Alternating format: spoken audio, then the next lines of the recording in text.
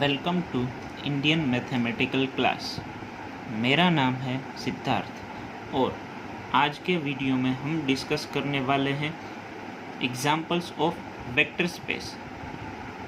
First हम यहाँ पे एक एक्सरसाइज को सॉल्व करते हैं जिसमें हमें ये देखना है कि जो हमें कुछ सेट दिए गए हैं वो वेक्टर स्पेस फॉर्म करते हैं या नहीं।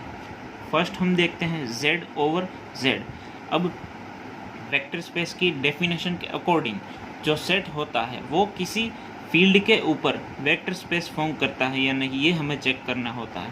लेकिन z जो है वो फील्ड ही नहीं है, ठीक है, तो ये z ओवर z जो है वो वेक्टर स्पेस फॉर्म नहीं करेगा। Second q over z, z जो है वो यहाँ पे फील्ड नहीं है तो q जो है वो इसके ऊपर वेक्टर स्पेस फॉर्म नहीं कर सकता। सेम r ओवर z भी नहीं होगा और c ओवर z भी नहीं होगा। फिफ्थ हम देखते हैं z ओवर q। तो अब ये चेक करने के लिए हम जो है यहाँ पे एक एलिमेंट लेते हैं।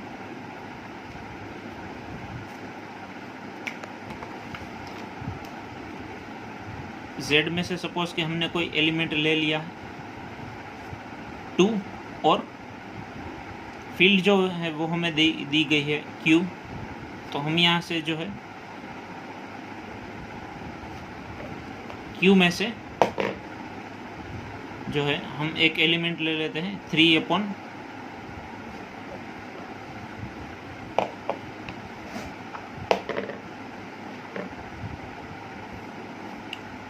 तो Z ओवर Q ये हमें चेक करना है कि ये वेक्टर स्पेस फॉर्म करता है या नहीं। तो हम इसमें से एक एलिमेंट ले लेते हैं 2 और इसमें Q में से फील्ड में से जो है हम एक एलिमेंट ले लेते हैं 1/3।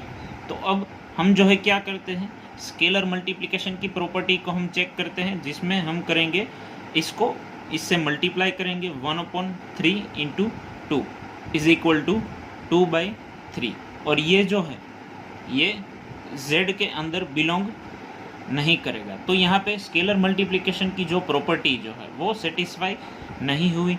अब यहाँ पे Q के बदले मैं R भी रख लेता हूँ या फिर सेट ऑफ कॉम्प्लेक्स नंबर भी ले लेता हूँ तो भी जो है ये प्रॉपर्टीज़ को वो सेटिस्फाई नहीं करेगा, ठीक है। तो ये Z ओवर Q या फिर R या C वेक्टर स्पेस को फॉर्म नहीं करेगा।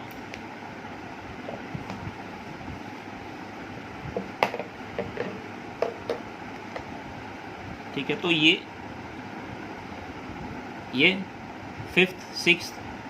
फिफ्थ जो है वो वेक्टर स्पेस फॉर्म नहीं करेगा। सिक्स्थ हम ये देखते हैं Q over Q vector space form करेगा या नहीं। ये जो है वो वेक्टर स्पेस फॉर्म करेगा क्योंकि Q जो है वो एक फील्ड है और पिछले लेक्चर में हमने एक देखा था कि कोई भी फील्ड जो है वो खुद के ऊपर वेक्टर स्पेस फॉर्म करती है तो Q जो है वो over Q vector space form करेगा। नेक्स्ट है R ओवर Q। अब Q जो है वो R की सब फील्ड है। वहाँ पे हमने लास्ट लेक्चर में हमने ये भी देखा था कि कोई भी फील्ड अपनी सब फील्ड पे वेक्टर स्पेस फॉर्म करेगी तो ये R ओवर Q भी वेक्टर स्पेस फॉर्म करेगा।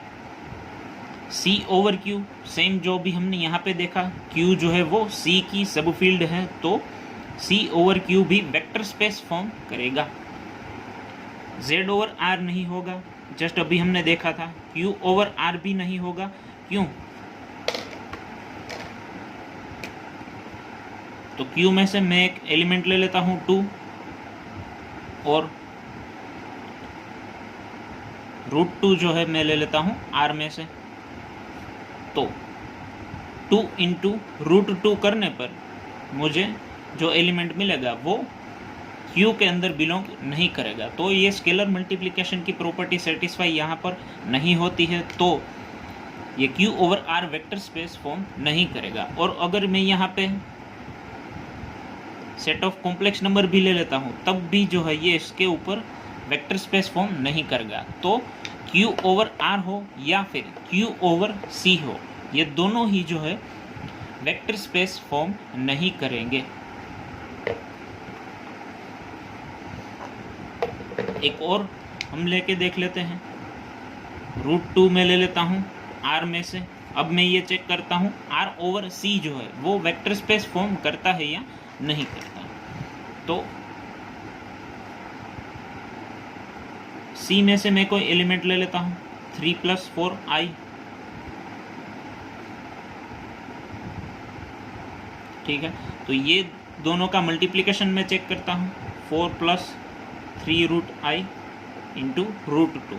तो ये जो है वो R के अंदर बिलोंग नहीं करेगा, तो R जो है वो ओवर C भी वेक्टर स्पेस फॉर्म करेगा नहीं।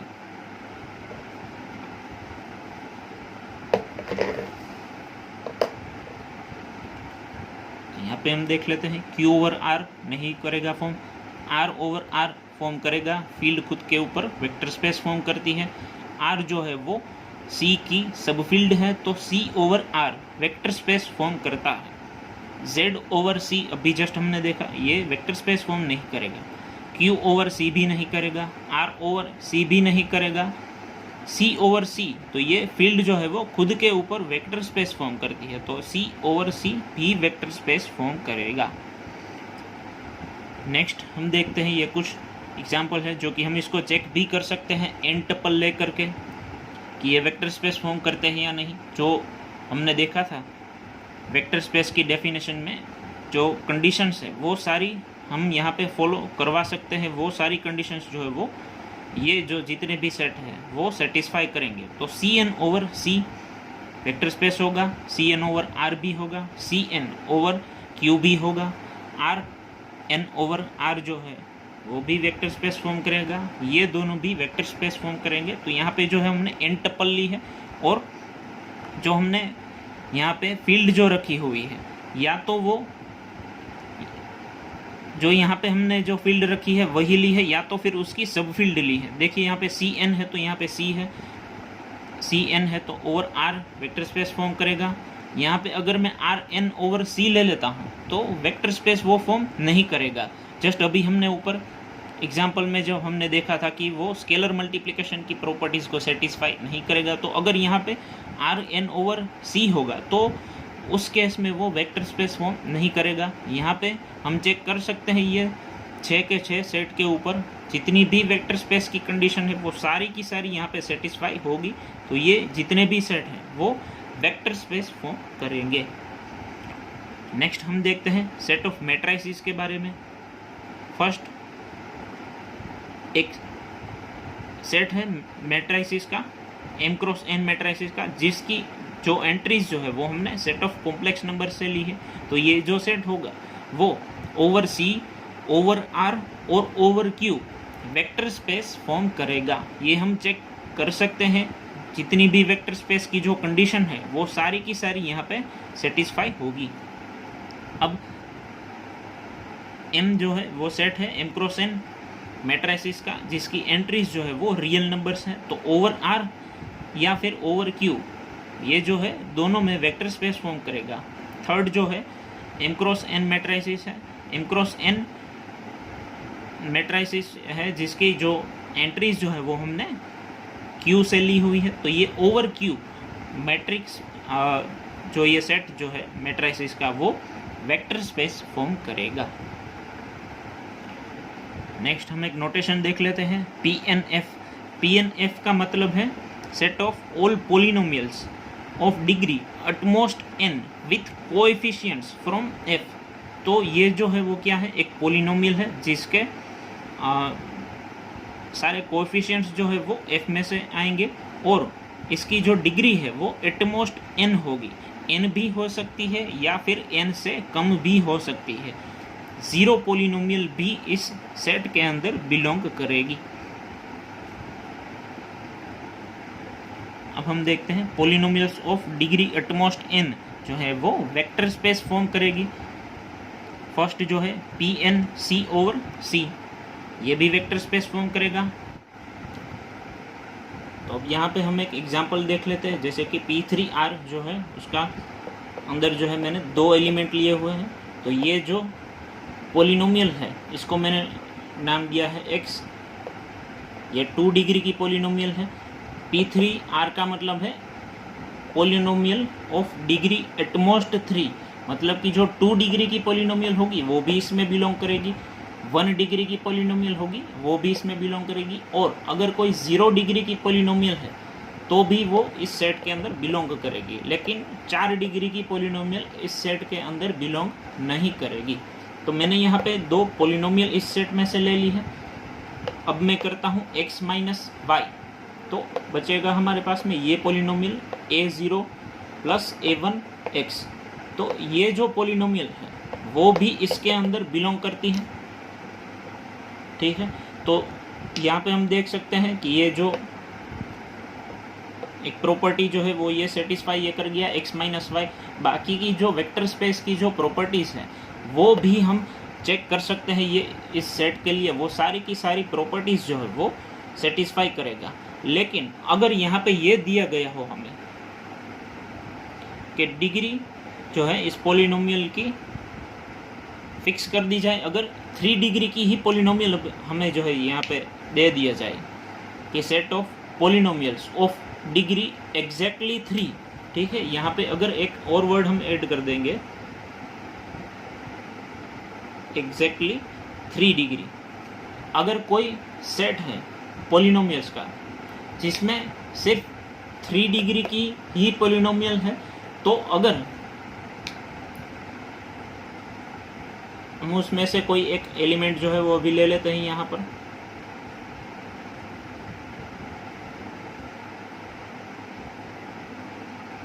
ठीक है। तो यहाँ पे जो है मैंने ये सेट में से जो है कोई एलिमेंट ले लिए हैं 2, और वो सेट कैसा है जिसके अंदर एग्जैक्टली 3 डिग्री की ही पॉलिनोमियल है। तो यहाँ पे x माइनस वाई मैंने कर लिया, तो अब मेरे पास में क्या बचेगा, ये पॉलिनोमियल बचेगी, ठीक है। तो ये क्या 3 डिग्री की पॉलिनोमियल है? नहीं है। तो ये क्या इस सेट के अंदर बिलोंग करेगी? बिल्कुल भी नहीं करेगी। तो x माइनस वाई करने पे जो ये एलिमेंट मतलब कि जो पॉलिनोमियल आई वो उस सेट के अंदर नहीं बिलोंग करती है। इसका मतलब ये है कि जो ये क्लोजर प्रॉपर्टी जो है वो ये सेटिस्फाई नहीं करेगा। तो ये जो सेट कोई होगा एग्जैक्टली 3 डिग्री की पॉलिनोमियल वाला, वो वेक्टर स्पेस फॉर्म नहीं करेगा। तो अभी जो हमने जस्ट एक एग्जांपल देखा उससे हम यहाँ पे समझ सकते हैं कि Pn C ओवर C ये भी वेक्टर स्पेस फॉर्म करेगा। ये जो है बाकी के जितने भी सेट जो है वो वेक्टर स्पेस फॉर्म करेंगे। एक नोटेशन हम देख लेते हैं, PF मतलब कि set of all polynomials with coefficients from R। इसको हम इस तरह से लिखेंगे a0 plus a1x plus up to plus an(x) raise to n plus, और ये जो है वो कौन सा सेट है, set of all polynomials with coefficients from f। तो ये भी जो है वो वेक्टर स्पेस फॉर्म करेगा। हम चेक कर सकते हैं सारी कंडीशंस को एक के बाद एक चेक करवा के। P C ओवर C ये वेक्टर स्पेस फॉर्म करेगा, ये भी करेगा, ये सारे के सारे जो है वो वेक्टर स्पेस फॉर्म करेंगे। अब हम फंक्शंस के बारे में बात करते हैं। The set V of all real valued continuous function of x defined on interval 0 1 close interval 0 to 1 is a vector space over the field f over the field R with respect to vector addition and scalar multiplication defined by this। अगर हम एक set ले लें functions का, कैसा function वो, और उस सेट के अंदर कैसे फंक्शंस होंगे, real valued continuous function of x on interval close interval 0 to 1 दे दिया गया है, ठीक है। हमारे पास में कैसा सेट है और उसके अंदर कैसे फंक्शंस हैं, रियल वैल्यूड कंटिन्यूअस फंक्शन है, और वो फंक्शन किसके ऊपर डिफाइंड है, क्लोज इंटरवल 0 to 1 के। और अगर वेक्टर एडिशन और स्केलर मल्टीप्लिकेशन को हम अगर ऐसे डिफाइन करते हैं तो ये जो सेट होगा फंक्शंस का वो over the field R vector space form करेगा।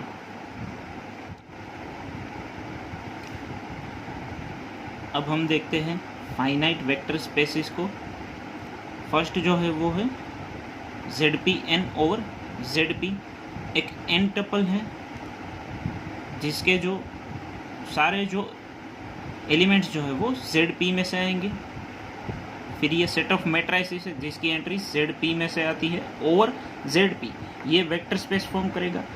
एक पॉलिनोमियल है एटमॉस्ट डिग्री n का जिसके कोएफिशिएंट्स जो है वो ZP में से आते हैं, और ये जो सेट है पॉलिनोमियल का वो over ZP vector space form करेगा।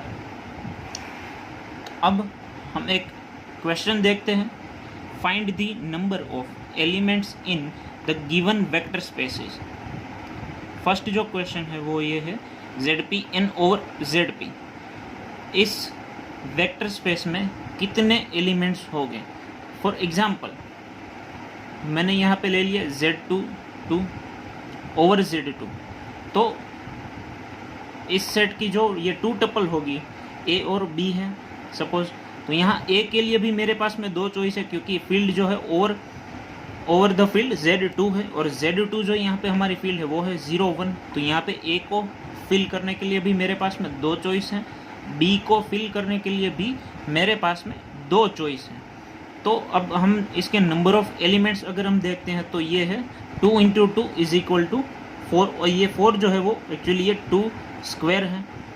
तो यहाँ पे तो हमने बाय एग्जांपल हमने ये समझने की कोशिश करी, लेकिन इन जनरल अगर हम इस सेट की बात करते हैं तो number of elements in ZPn ओवर ZP = P⁻n, मतलब कि यहाँ पे जो आपको जो सेट जो दिया जाएगा उसकी P पावर, यहाँ पे अगर देखिए यहाँ पे Z3 होता, Z3 2 होता तो उसके अंदर एलिमेंट होते 3 स्क्वायर। अगर यहाँ पे Z2 3 होता तो उसके अंदर नंबर ऑफ एलिमेंट्स होते 2⁻3, मतलब कि यहाँ पे देखिए ये आप ZPn है तो P⁻n नंबर ऑफ एलिमेंट्स इस वेक्टर स्पेस के अंदर होंगे। नेक्स्ट हमारे पास में एक सेट है मैट्रिसेस का जिसकी सारी एंट्रीज जो है वो ZP में से आती है, तो ओवर ZP ये वेक्टर स्पेस फॉर्म करता है, लेकिन इसके अंदर कितने नंबर ऑफ एलिमेंट्स होंगे ये एक एग्जांपल के थ्रू हम समझते हैं। देखिए यहाँ पे number of elements in this set over ZP = P⁻m × n, हम यहाँ पे एक एग्जांपल के थ्रू हम समझते हैं। M 2×3 का एक मैट्रिक्स है जिसकी एंट्रीज जो है वो Z2 में से है। अब ये ओवर Z2 यहाँ पे दिया गया है, तो Z2 जो हमारी फील्ड जो है उसके अंदर एलिमेंट्स हो गए 0 और 1, और ये 2×3 का एक मैट्रिक्स है, तो आप यहाँ पे देख सकते हैं ये सारे एलिमेंट्स के लिए जो है वो हमारे पास में 2 चॉइसेस होगी। यहाँ पे 0 या 1 मैं रख सकता हूँ। इन सारे एलिमेंट्स के लिए फिल करने के लिए मेरे पास में 2 चॉइसेस होंगी। तो अब इसके अंदर जो है वो कितने एलिमेंट होंगे, 2×2 ये 6 टाइम्स होगा, तो 2⁻6, तो इसका मतलब है 2 × 3 हम लिख सकते हैं। तो यहाँ पे P⁻mn नंबर ऑफ एलिमेंट्स इस सेट के अंदर होंगे। नेक्स्ट हम एक और सेट देखते हैं, PnZP over ZP, polynomial of degree at most n जिसके कोएफिशिएंट ZP में से है। अब फील्ड यहाँ पे हमें दी गई है ZP। एक एग्जांपल हम लेते हैं फिर समझते हैं हम इसके अंदर कितने एलिमेंट्स आएंगे।